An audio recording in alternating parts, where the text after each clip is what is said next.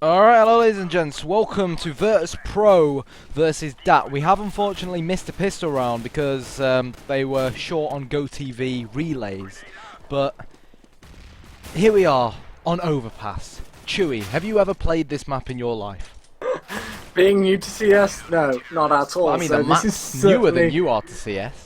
it's gonna be an interesting one. I did try and watch some demos and stuff of Overpass the other day, but they didn't download correctly, meaning that I couldn't watch anything, and I didn't really have enough time on the clock. So this is definitely going to be an interesting cast. I saw everybody on Twitter going, "Oh, Overpass! We've got Overpass already," and me and you were kind of saying if we get Overpass, it's certainly going to be an interesting one because, in all honesty, this map is yeah, we've not got too much of an idea about it, but I think it's just going to be great fun anyway. Mate, I'm feeling confused already whilst watching it, but it is going to be World Edit to get 2 CZ kills. But Snacks, oh, he got dinked himself. He did leave Blade bleeding internally on only 20 points of health, and it is going to be Flamey to even things up at 4 versus 2. Now, Taz and Neo both have P90s, but Flamey, World Edit and Blade are on very low HP themselves, so this is still doable for Virtus.Pro.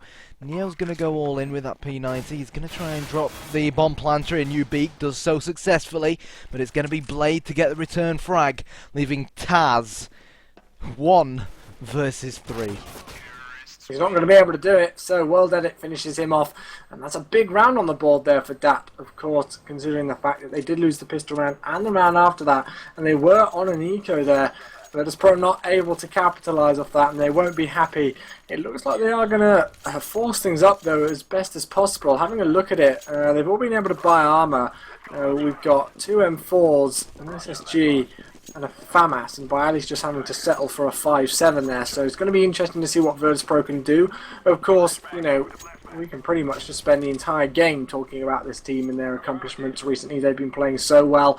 They didn't have the best of Saturdays in the group stages at G3 just a few weekends ago, and then they just went absolutely huge on Championship Sunday and came out and actually won the entire event. And of course they were your Katowice champions as well. Yeah, they were. It's going to be Blade to get that return headshot onto Snacks as he slowly but surely makes his way closer to that B bomb site. And this is honestly like one massive maze. It really is. But I'm just really interested I'm trying in to how comprehend what's going on. it's just the fact that the bomb sites are so close to each other by the looks of things. I mean, look at them. You can see on the mini map there. It's pretty much just right next to each other. Here we go, Blade and Bondic just outside this B bomb site. Pasha with the scout. Managed to get a tag onto World Edit. That nade isn't going to do too much damage. World Edit did run away, but I'm sure that'll allow Pasha to pretty much pinpoint the positions of the dAT players now. And here we go. It's going to be Bondic to drop Neo, while somewhere else on the map it's going to be Taz to get the return frag, and Bondic will get 2. Yep, and Virtus.Pro are going to be happy with this. Although it was a force buy, they did manage to get 2 frags on the board there. But now dAT with 2 rounds in the row, and that's going to put things all even here heading into round number 5. So yeah, Virtus.Pro will be happy with the 2 frags that they picked up.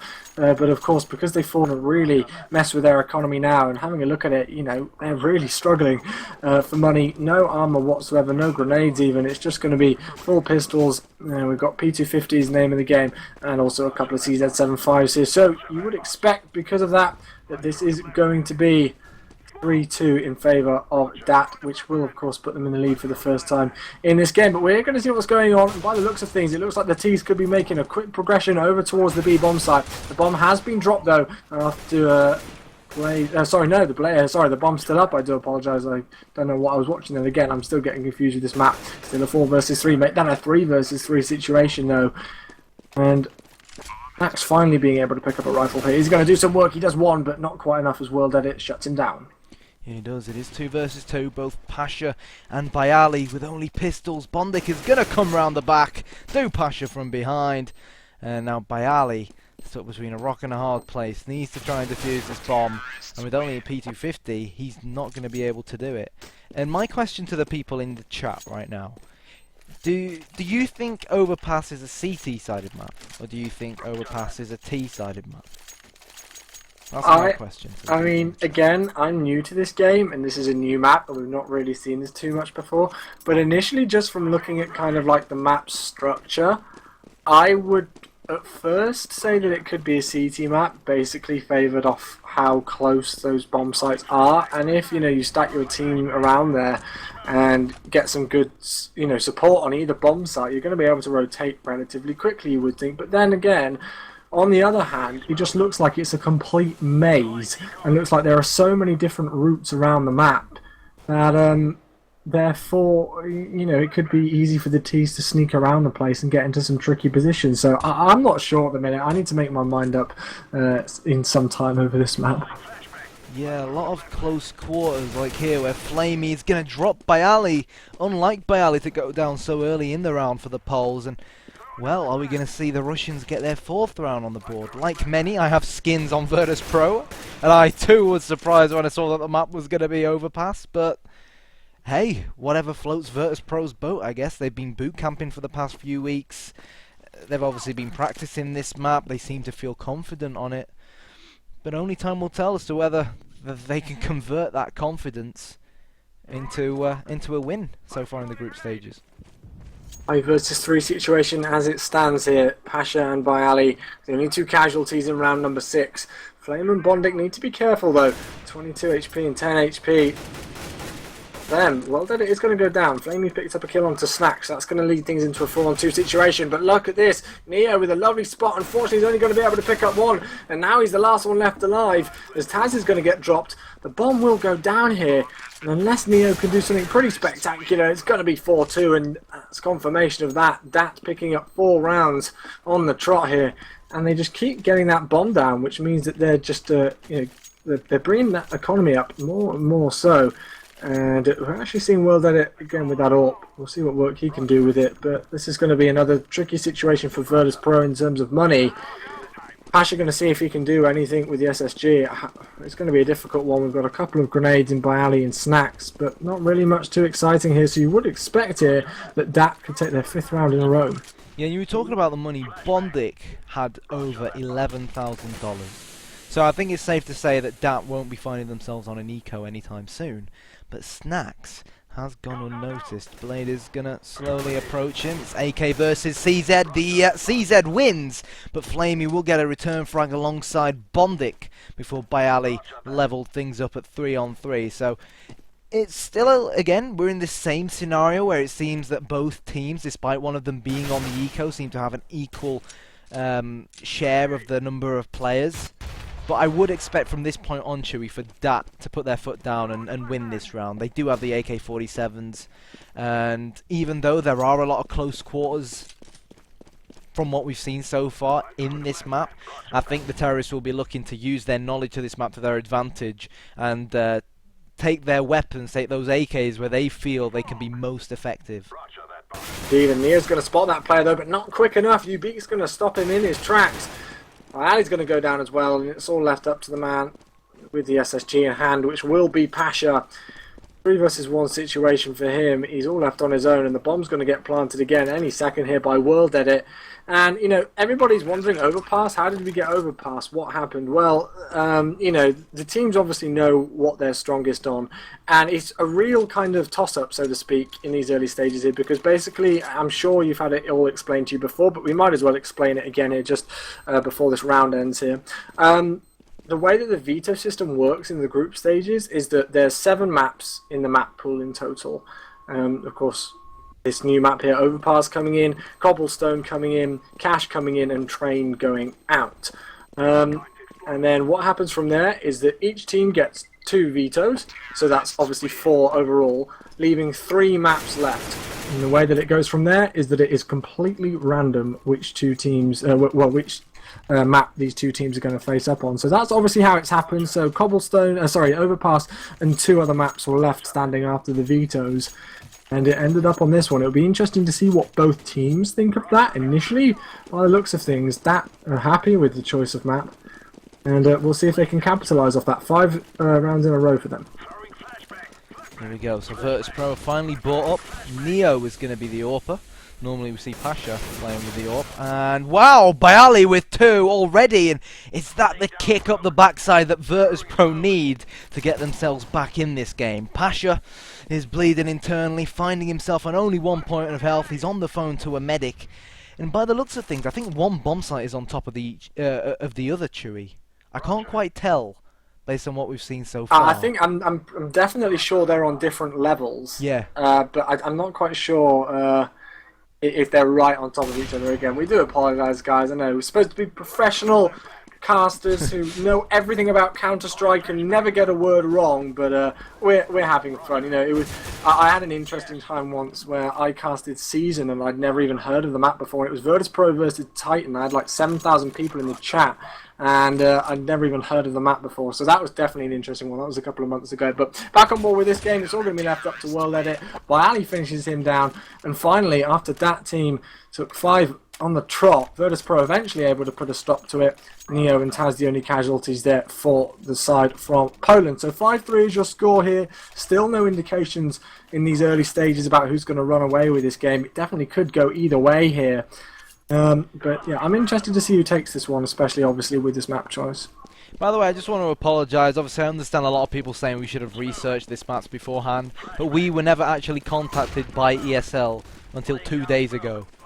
And we had no idea that we'd be helping out with ESL ONE on this first day, which sort of explains our lack of research into Overpass. Yeah, and just on another note, I just saw somebody else say in the chat that you won't get drops here because this isn't the official ESL Twitch. We do have drops. We do have drops here, guys. We have been contacted by ESL just in the last few days, as we said, as one of the community streams. They've got a load of community streams in different languages to help you all, and we are one of those. So you can get drops here. Confirmation of that before anybody says anything else. You can get drops, but on another note, the more you type exclamation point drop, the less chance you have probably of getting any, because it doesn't do anything whatsoever. So enough of that, back on board with the game. It's back and forth in. It's actually led to a 3 versus 3 situation as things stand. The bomb looks like it's stacked up in mid at the second. World Edit misses his shot, and he's going to get punished for it as Pasha shuts him down. Pasha's going to get his second there, so that's Flamey down, and he's also found out where the bomb's going to be. So, Ubik, 1 versus 3 situation for this man. He's going to get spotted. Neo shuts him down with the AWP. Only 5-4, still in favour of dAT. Yeah, and dAT, they might force the buy here. Blade isn't looking too healthy financially, probably down to the fact that he's only managed 2 kills so far this game. But hey, Counter-Strike is a team game. Ubik, I'm not sure. Right, someone's dropped. Okay, so Ubik is going to go with the Galil. And someone else managed to drop an AK-47 for Blade. So that makes sense. So dAT, they are going to sort of force the buy. And here we go. Blade is going to make his way towards the A-bomb site. I don't know about you, Chewy, but can you hear radio sounds? We don't normally hear the in-game radio sounds. Yeah, no, I can. I've been hearing it all the time. It's putting me off. Yeah, it's very slightly distracting. I'm not quite sure what's going on there. Strange. I think we'll have to speak to the guys in Cologne. But it is going to be Flamey to drop the man with the biceps in Pasha, and he might get a second. No, he's not. Snack shuts him down, and he gets that kill and says, right, I'm out of here. I'm going to fall back and regroup with the rest of my teammates. And by the looks of things, they're all going to regroup and make their way towards a B bomb site. Well, I'll have to see what's going to happen, because that bomb's still all the way back really towards T-spawn kind of area, and there's only 46 seconds left on the clock, so the T's need to do something, and they need to do something now. Snack's in a lovely position there, actually pushed up relatively aggressively. He's going to take down Bondic, so let's see if this is going to push the T's and spur them on to try and get a return frag and push their way onto a bomb site. It looks so, as World Edit gets one. Neo responds though, so all battle going down and Neo winning that one. The bomb is going to get planted though, so that's great for the economy of dAT. Is it going to be enough though? Bayali comes in, shots going down Rage, headshot onto Blade. Ubik being the last person alive in a 1 versus 3. He's got 1 with the Galil. Is he going to be able to get the last 2?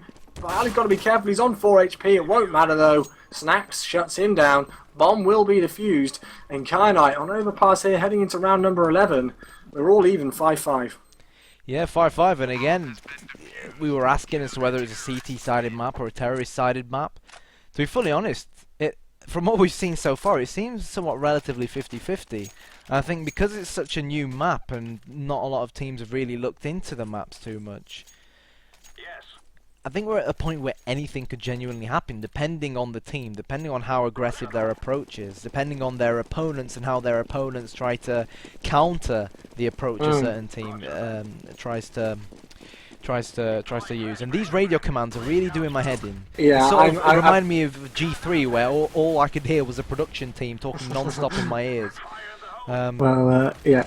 It's kind of like back on the old CS where it was just fire in the hole every 2 seconds pretty much that you could hear in order to... Yeah, but you understood what was being said when they said fire in the hole. This is just random mumbling. Yeah, it is. It's just kind of like this weird American guy in the background just talking every now and again. But here we go, round number 11 it is. Flamey and World Edit getting knocked down at 51 HP and 44 HP respectively. Pasha's going to find one though. Great shots down range. He's knocked down at 5 HP, but he takes down 2 players to start things off. 2 headshots with the M4 for Pasha. Now he's going to get finished off by Blade eventually, but still, a 2-for-1 trade there. Virtus.Pro are going to be happy with that. I'm not sure if Blade actually spotted that player there, or whether it was just X-ray mode picking him up through a wall. I couldn't quite see the angle there. Yeah, I had a feeling so. I think it was just a bit of an awkward angle maybe for him. So 4 versus 3 situation as it stands, and it looks like the bomb could potentially be making its way over towards A if they make their way around this left-hand side of the map. Neo finishes off Ubik though, and it's a 4-on-5 situation. And another thing to take into account here, Kyle, is we talked about how new the map is and how these teams haven't really played on it before too much. They've had a bit of time, I'm sure, to practice it, but I'm not quite sure how much time. And on that note, how much time have these two teams played each other on this map? That's going to be the interesting factor. Well, I think the answer to that is they've never played each other on this map. I'd be really surprised if they have done. Like I said, I know that Virtus.Pro, after G3, they went into G3 on the back of their holiday, or vacation as they like to call it in the American terms. And they still managed to win that event, even though everyone else there was rusty. And I know that Virtus.Pro have been... These radio commands are really doing my head in. Deploying flashbang. I don't care if there's someone deploying a flashbang. Chewy, I'm gonna... hop on Skype and have a word with the guys in Cologne, and you can cover the game for a few seconds. That's fine, not a problem whatsoever. So here we go, solo cast coming in from Chewy, and it's going to be an eco coming in here from the T's, and they're going to be happy. No, they're not, because the bomb wasn't planted. They were so close to getting that down. And Bondic has picked up an M4 in hand, but still, if they'd have got that bomb clamped down on the eco, they would have been happy. That would have really boosted their economy, and they did get a couple of frags onto Taz and Snacks in the end, so that would have been an optimal situation for them there, but it didn't work. 7-5 is going to be your score now for Virtus.Pro in the lead. Heading into round number 13, we've only got a couple of rounds left here in the first half, and it's still relatively equal. It could go either way at this point, which is exactly what we want to see.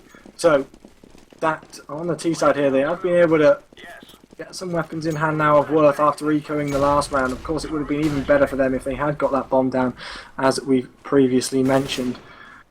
Well, did it with that AWP. He's really been too explosive with it so far. He is 11 and 8, but we know what he can do with that AWP. But he's not really just gone absolutely crazy with the thing yet. See what he can do over time. 5 versus 5 situation here though in round number 13. Taz peeks away at the last second, but he's going to pick up that kill, looking back just at the right second as Ubik is the first casualty. In comes the incendiary grenade, and Blade gets one, but does get taken down by Taz. That's Taz's second of the round, and it's already a 1 versus 4 situation here for Flamey. He's got that AK-47, he's got a wealth of grenades. It's not going to work though. Taz with the triple, only 1 casualty in Neo, and 8-5 is going to be your score on Virtus.Pro. At the first 2 rounds in the game, then they let things slip a bit, and they lost 5 on the trot. And now since then they've taken 6, and this has really been a back and forward game. It's not been one of those games where it's just one round in favour of one team, then the next round in favour of the other. It seems to be one of those maps where if you get that ball rolling, the momentum running, you can take a couple of rounds on the trot, and then as soon as that momentum stops, it switches in favour of the other team. That's basically what we've been seeing so far anyway. Right, I've Round number spoken 14 we go. with some people at the event. I'm currently awaiting a reply. If anyone in the chat, if we can take sub mode off, and anyone in the chat can tell us the command required to get rid of the radio commands, we would be very, very, very grateful, because someone has turned it on by default. But anyways, it's going to be World Edit who's all eyes down this pipe. I think he saw a glimpse of Taz, and Taz definitely knows they're there. Someone said that the train doesn't scare Taz. It most certainly doesn't, but he definitely put him off, and it's going to be dAT who are going to get the first 2 kills of this round. Oh, indeed. You beacon World Edit left on 17 HP and 28 HP respectively though here. And this is good here for dAT. If they can take this round, of course they're only 2 rounds behind heading into the last round, and it could be very, very equal indeed. Though, still not over yet here for Virtus.Pro. They can still hold this, and I believe the bomb has been planted, so now the pressure is on the team from Poland.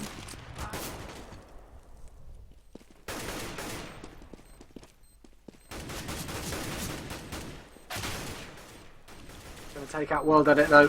It's a 2-on-4, sorry, a 2-on-3 situation. Pasha's left on 4 HP. He's going to be the last one left alive. Chewy, SV_ignore radio 1. Oh wait, no, that didn't even work. Oh my god. Probably somebody trolling you. We'll work it out in half time. It's all good. I'm really not too worried about it in a second. You can, I've just turned my in-game volume basically completely right off, so I can only hear you. I understand you can't do that for the stream, so that's fine. But I'm good to go. It's all good. I'm not too worried about it. But Kana, it's the last round of the first half, my friend. 8-6 is your score in favour of the team from Poland, and of course the defending champions of ESL ONE. And I think this could be, again, you know, a relatively important round here, although it could still swing in either favour. If Virtus.Pro finish this 9-6, then I think that they can capitalise off that when they head over to the T side. But if that team make it 8-7, then it really still could go either way. It doesn't look like it's going to be 8-7 though, as Ubik and World Edit are the last 2 left alive here. So Virtus.Pro will go in to the second half with a commanding 3-round lead. Alright, so 9-6. I've pretty much tried every single command people have put in chat, and we apologise, guys, but it's just as hard to listen to for you guys as it is for us to try and it is funny. very off-putting. It's one of those games. We were going to have something like this go on. It's just, yeah, I knew something was going to happen at some point. But still, guys, thank you so much for tuning in. We hope you're enjoying it. We know it's a little bit random with us really not knowing a great deal about the map. But we know a great deal about Virtus.Pro, kind of. So let's just talk about them quickly as the teams switch for half time. And I'm pretty sure I know who the answer is going to be here for you. But if you had to choose one standout player for Virtus.Pro, who would it be? Well, based on what we've seen so far, it has to be Snacks and Bayali. I think Pasha has failed to show us what we're normally used to seeing from him. Maybe because it's been Neo who's been the main AWPer, and Pasha is, of course, primarily an AWP player.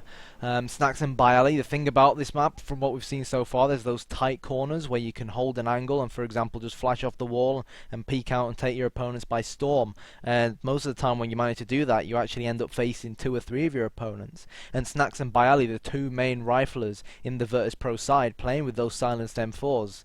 There's been moments where they've managed to get 2 kills in literally a matter of seconds, and I think that their dominance in those situations has really been the turning point for Virtus.Pro based on what we've seen so far, because there was something like, I think it was 5-2 down at one point. So to bring it back 9-6 doesn't look too bad, and considering Virtus.Pro have been practicing this map, and let's be honest, we'd like to think that all the teams who have come into this tournament have practiced both Overpass and Cobble, will have some terrorist-sided tactics under their belt.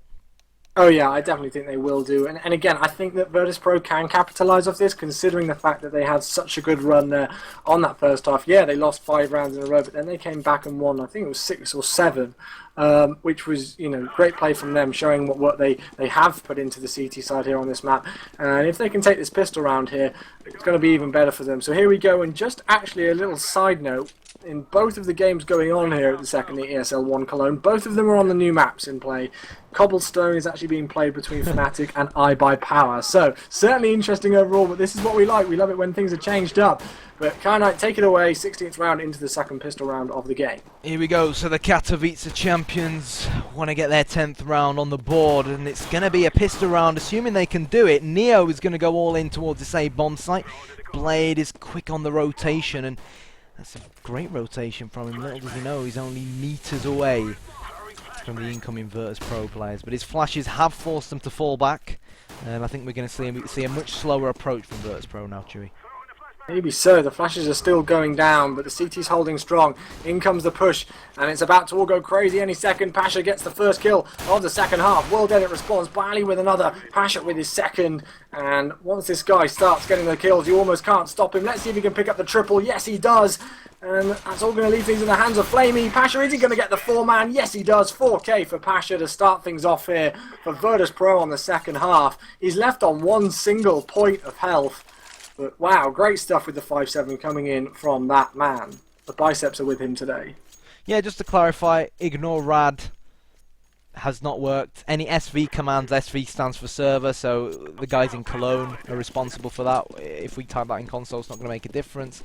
And as far as TV relay radio is concerned, I set that to 0, and unfortunately to no avail. So we are stuck with the radio commands. But here we go. Bayali with the Gilil. We've got Snacks, who's interestingly opted to go for the shotgun. Of course, if he manages to get a kill or two with it, it'll give him a heck of a load of cash to work with. And the reason why he's probably bought that, Chewy, is because he wants to get an AWP in the hands of Pasha or maybe Neo as fast as possible. Yeah, definitely. Of course, Neo, one of those players also who can pick up an AWP. I do believe that was a gun really of his strong choice back when he used to play in 1.6, if I'm not mistaken there. So Neo can definitely put in a good shift with the big green gun, just like we know Pasha can do as well. But Neo's actually going to get knocked down to 2 HP. Taz does help him out though, and Bondic is going to go down. So it's still a 5-on-4 situation here, but Neo has to really be careful with what he's got. And it looks like that's a great decision. They're going to switch things up. So Snacks has been given the Galil. Neo's been given the shotgun, and it's a 5-on-3 situation here. Blade's going to get knocked down to 60 HP. Pasha is going to get the headshot into UB. Pasha's going to pick up the second. 11-6 it is. The bomb should get planted to just help their money as well. Yes, it will do. And Virtus.Pro starting potentially to run away with this one. Yep. And that team, of course, because they are on the more expensive CT side, they are going to be forced into yet another eco. But we saw earlier on with Team Wolf how good those CZ75s are when utilised correctly. And you never know, Chewy, we might see the Russians do something similar against their Polish comrades here. They do indeed. You can never quite count any team out in CS, and that's what we've learned about it. You know, I just love it. That's the reason why I moved over to it and started to cast this game, just because of how things can just switch any second. Here we go, and having a look at that, they look like they're playing things relatively aggressively here, and that's what I love to see on these eco rounds. You've got to take the fight to the team who are on the anti-eco, you really do, and Taz is actually going to get taken down first here to start things off. Pasha responds with a revenge kill onto World Edit, so it's a 4-on-4 as things stand. They weren't able to pick up any rifles, and in comes Snacks. He's going to get 2 with a with the Nova, and that's a great start. Sorry, with the sawn off. I'm mixing things up. I'm having a nightmare. I think this entire game has been a nightmare, Chewy. But don't worry, we're still here. We're still enjoying ourselves. Snacks has gone in 3, and Bayali will nail Flamey in the head for the last one. And Virtus.Pro, they have exactly double the amount of rounds their opponents have, which goes to emphasise how much more ground dAT have to cover to redeem themselves based on what we've seen so far. And, well, look at this. Snacks has only gone and bought an auto sniper. Make of that what you will. Yeah, I'm looking forward to seeing what work he can do with that. But more interestingly so, maybe for some people's opinion, is that dAT have got a double AWP set up here. So Ubik and World Edit going for those AWPs, and let's see where they're going to go with it. So one player actually sticking on the A bomb site with that, and I believe World Edit is just looking over towards that long section there where the teams can push in towards the A bomb site. So into round number 19 we are. Virtus.Pro only 4 rounds away from being able to take this game, and you know, with the scoreline that we're seeing so far, with all the games that we've watched and that have happened so far in the group stages, there's not really been any dramatically close games. I mean, obviously we've got Fnatic and by Power going on at the same time here, which could potentially be relatively close. But Virtus.Pro on the verge of running away with this one here, and they've already got 2 frags to start things off in this in this 19th round. Sorry. Yeah, but you can never rule dAT out. They do have a positional advantage being counter-terrorists, and They are only a man down, as we've seen time after time again in Counter-Strike. Being a man down doesn't mean much, especially if Flamey can get a second kill. Blade is hiding. He's in a perfect position here. He's spraying. He will get 2. And he will drop Snacks as well. And Chewy, exactly what I was talking about just happened. Even though they were a man down, you can never rule it out in Counter-Strike. And that, the fight back begins for them.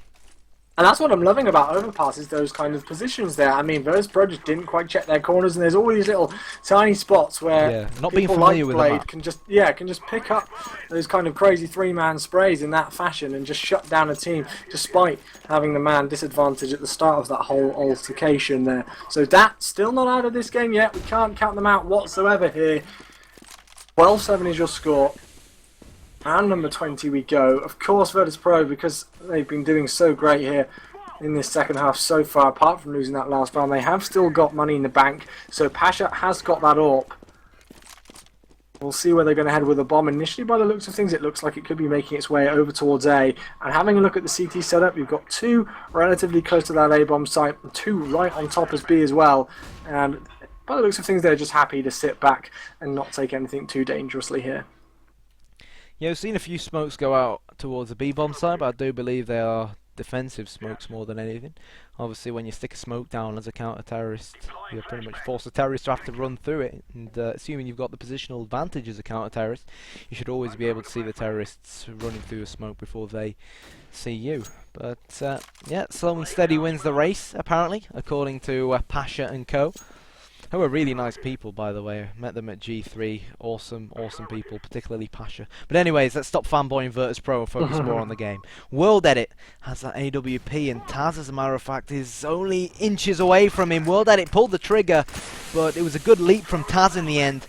But Blade, I think, knows exactly where the terrorists are hiding. Snacks is going to come through short. He's looking left. He's going to look right. Snacks. Oh, he got 1. Snacks with the double as well. Leaving Ubik with it all to do. And he could only manage 1 kill in the end. And now, Chewy, Bondic is 1 versus 4.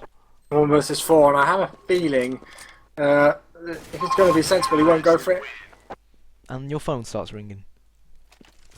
Brilliant. So it's all 12 good, it's all gone. I do apologise about that. I literally thought that's I a first. That's a first. I don't think I've ever had that happen. That was the quickest mute I've ever done in my entire life. I'm gonna kill my parents because they said that they'd taken it off the hook. But there we go. GG's. Hashtag blame Chewy. I think this is the further overpass, competitive overpass game in the history of CS:GO, like that's been an official tournament, and I'm proud to say that your phone rung in the first ever overpass. What an achievement! Typical. I knew that was going to happen at some point today as well. It never happens whenever I cast, and then as soon as I'm doing something huge like this, it does. But it's one of those things. Other people live in the house. Anyway, let's get on with the game and carry on with what's going on here. Neo looking strong there, taking out Blade. It's all going to be left up to Ubik. It was an eco coming in for that team, and it's just going to move Virtus.Pro even closer into it. And why is a mod? Actually, no, I think it's it's Nightbot who's banning one of our subs for spamming something or something. I was like, what? What's going on there in the chat? But it's all good. So 14-7 is the score. dAT relatively forcing up here. Look at their economy coming out. They've really not got much whatsoever, and they know how close Virtus.Pro are to taking this game. So they've got to do something, and they've got to do something now. Well, it's quite simple, really. They don't want to force themselves to play for the draw. So we're seeing Blade sort of doing what we saw Snacks and Bialy trying to do to their opponents. It's going to be Neo to get 2. Snacks is going to take out the trash by dropping Blade. And at 4 versus 2, I'm not sure if I can see a way back into this for dAT. But, like we said earlier on, it's Counter-Strike. Anything's possible. Bondic has managed to nail Neo in the head as Snacks slowly creeps towards Bondic. Snacks drops 1 and knows exactly where World Edit is. I'm sure his teammate will have called it. I think he may have heard him drop down, and it's Snacks versus World Edit. And well, I would have put money on Snacks winning that battle. 15-7 is the score at the moment. And even though Virtus.Pro sort of gave us a scare at the start, they've somewhat redeemed themselves, and maybe, just maybe, dAT need to take a long, hard look at their CT side of Overpass for the future. And I think from what we're initially gaining here about this map is that it is that momentum thing. You know, I don't know, and I know I'm going to sound like a noob with this, but it was what I was talking about earlier on with the fact that dAT took 5 in a row, and one of those, of course, to start it off was an eco, and then Virtus.Pro came back and took 6 or 7 in a row, and then here they've only, you know, in the whole of the second half, they've only let one round go. It is all about momentum here, it seems, on Overpass to start things off. And wow, look at this is just crazy. Snax finishing off a hell of a lot of players there, and well then it's going to be the last alive. He's down to 17 HP. And I have a feeling it's going to be game, set, and match for Virtus.Pro. Yes, it is. 16-7 is your score. In come the GGs. And look at that performance by Snax. 29, 2, and 12. Top performance from him. Top performance from Virtus.Pro. And they are going to advance themselves into the winners match. And they will face up against iBuyPower or Fnatic. And having a look at the score here, iBuyPower up 5-2 on Cobblestone. Interesting. On Cobblestone. Fair enough, fair enough. I mean, you see, the thing about these new maps is it sometimes might actually come down to whoever's practiced them more. Like at G3, I spoke to Chris J, and obviously Mouse Sports on in Cologne at the moment. And he was telling me that they practiced the new maps so much that they felt their performance on the standard maps that they needed to qualify in the first place ended up lacking as a result of them putting so many hours into the new maps. So that's something we've got to bear in mind as well, that other teams will have taken into account. They won't have put all their hours into practicing these new maps and trying to get their heads around them. But anyways, let's take another look at the groups. We are in Group C at the moment, of course. We've got Virtus.Pro, Fnatic, iBuyPower, and dAT. And I asked you this twice already for the previous groups, Chewy, and I'm going to ask you again. Group C, first, second, third, and fourth. What do you think? I don't know. It's going to be a difficult one because, again, this Fnatic iBuyPower game could be going either way, and I don't know, especially on a map like Cobblestone, these two teams probably wouldn't have faced each other on here before. So again, that could really go either way here. But I have a feeling that Virtus.Pro are going to take it either way. I think they're going to come first, most definitely.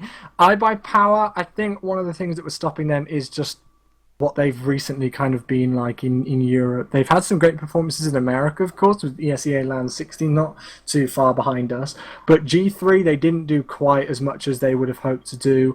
And, you know, Katowice, they didn't have the best performance ever as well. But with that fact, they have been boot camping here in London, well, in London actually, at the Gfinity Studios. So, you know, they have been putting some good work here in Europe. But to cut, you know, a long story short, I think Virtus.Pro are going to take it either way. I think they're going to come first. And I'm just going to say, just because I'm European and I'm having a good guess, that it's, again, going to lay out like it does on the graphic there. So Virtus.Pro first, Fnatic second, iBuyPower third, and dAT fourth. Yeah, I agree completely, but again, it does come down a lot to the current Fnatic iBuyPower game on Cobblestone.